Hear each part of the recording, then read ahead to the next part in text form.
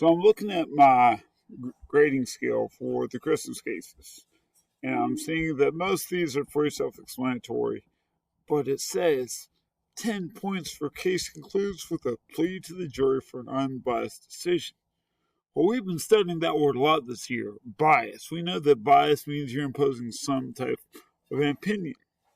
Okay, so like when I read the news, we've talked this year about news sources that are biased. They're not always reliable. We want to use an unbiased news source. So that word has come back into play in this presentation with this project with your plea to the jury for an unbiased decision.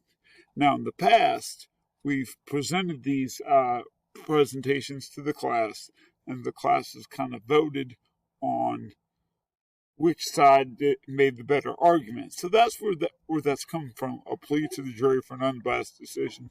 Pretty much what that means, you're asking the people that are reading your presentation to be unbiased when they make a decision. So in the case of 12 drummers drumming, you guys know that you're arguing over the existence of Santa Claus.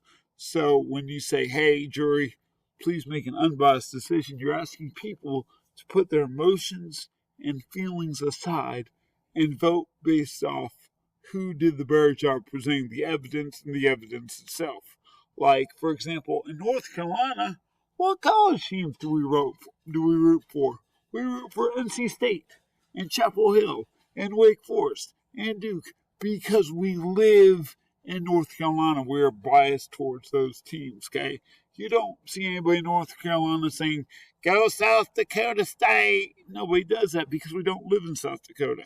So looking at some of these examples that I showed you in a previous video, you can see right here, they say we ask the jury to give an unbiased opinion and that you really think about all the evidence we provide for you throughout our slide. It's another way of saying, hey, be open to whoever did the best job, okay? Here it says we now plead to the jury for an unbiased decision. It's a quick one sentence statement, and it's worth 10 points. So please don't forget to conclude the plea to the jury for an unbiased decision.